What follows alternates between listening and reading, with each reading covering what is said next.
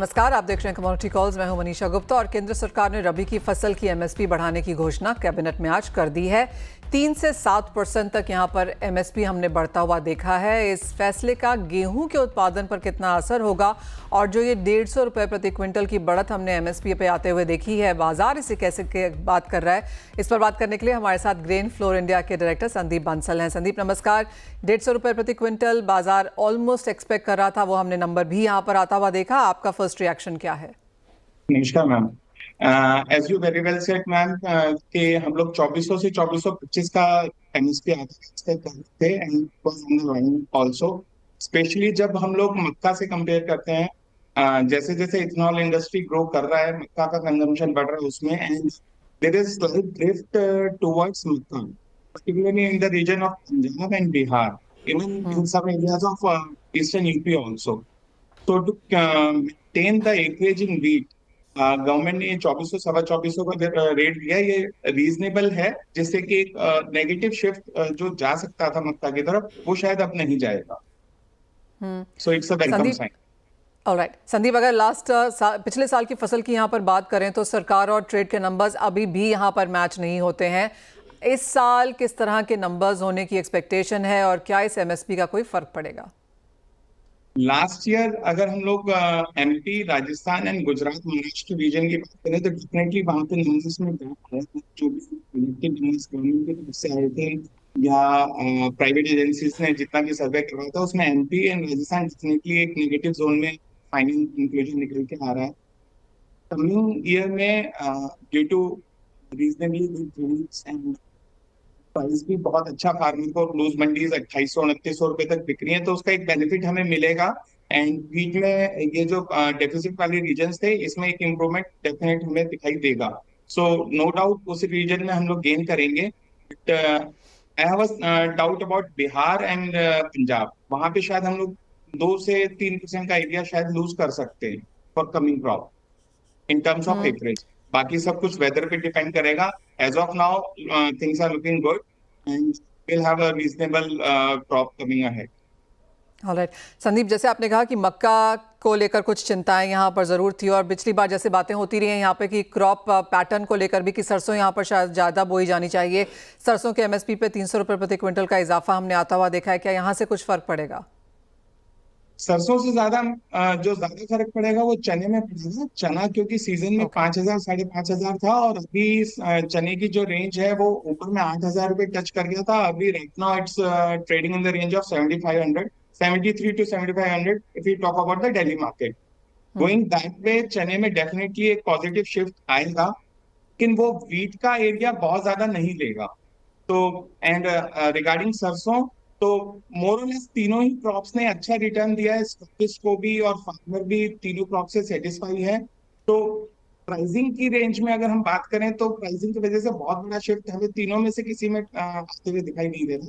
Definitely चना थोड़ा सा एक्स्ट्रा गेन कर सकता है, क्योंकि उसने थोड़ा एक्स्ट्रा ऑर्डिनरी, लास्ट ईयर चना नीचे में 4,500 मंडियों में टच कर गया था, तो पॉजिटिव ट्रेंड वहां मिलेगा। सरसों एंड गेहूं मोरलेस एकरेज में ऑलमोस्ट सेम जाना चाहिए।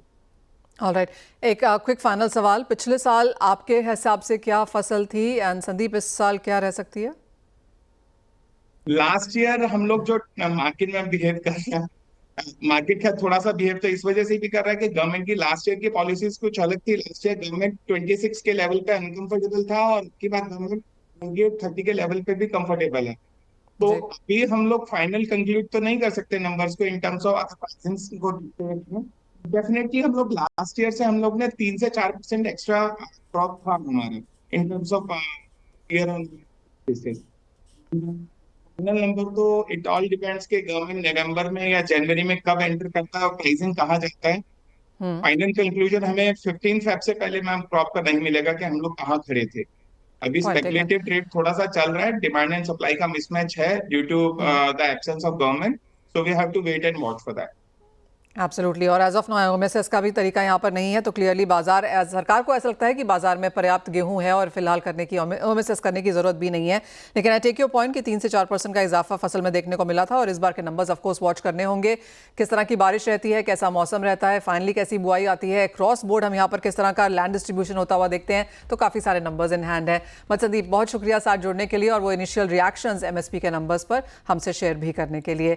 एक ब्रेक का समय है, लौटेंगे तो हमारे साथ होंगे भूपेश शर्मा, उनसे जानेंगे ट्रेडिंग स्ट्रैटेजीज।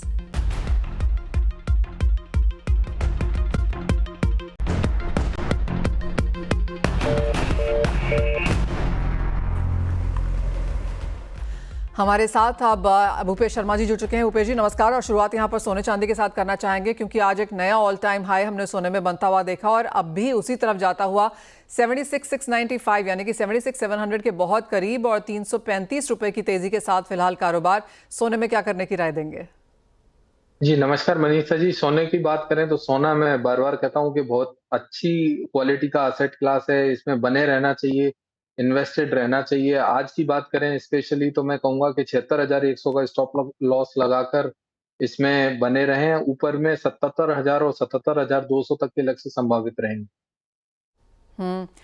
भूपेश जी, जिस तरह से सब लोगों का ध्यान यहाँ पर सोने में तो है ही, चांदी में भी है, जहाँ पर 1 लाख रुपए की जो कॉन्वर्सेशन है वो फिर से लौटती हुई नजर आई है क्योंकि 90 के ऊपर 91 के ऊपर अब कारोबार है।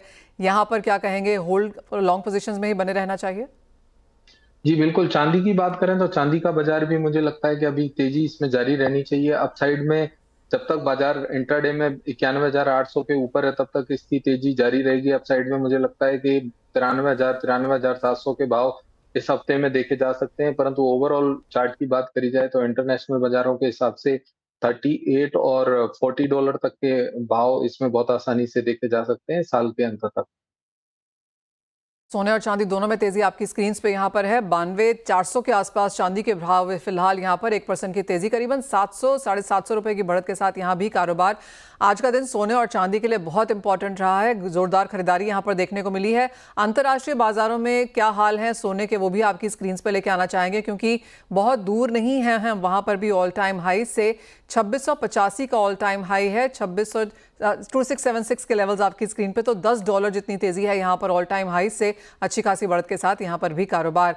भूपेश जी, मेटल्स में क्या करने की राय देंगे? 2 दिन की गिरावट के बाद आज कुछ बाइंग अपॉर्चुनिटीज उभर के आई हैं। जी अगर मेटल्स की बेस मेटल्स की बात करें तो बेस मेटल्स में मुझे सबसे अच्छा बाजार जिंक का लगता है। जिंक के बाजार में खरीदारी की सलाह रहेगी। 280 के नीचे का स्टॉप लॉस लगाएं, करंट भाव पर खरीदारी कर सकते हैं। मुझे लगता है कि 288 और 291 के लक्ष्य आज शाम के 17 में देखे जा सकते हैं। ओवरऑल अगर कंपैरेटिव चार्ट करें जिंक और कॉपर का या जिंक और एल्यूमिनियम का, तो जिंक का बाजार काफी अच्छा लगता है। तो सोना, चांदी और जिंक यहाँ पर रडार पे हैं भूपेश जी के, जहाँ पर खरीदारी की राय के साथ काम किया जा सकता है। भूपेश जी बहुत शुक्रिया साथ जुड़ने के लिए, तमाम स्ट्रैटेजी शेयर भी करने के लिए। इसी के साथ एक ब्रेक का समय है, लौटेंगे तो लेकर आएंगे आवाज समाचार।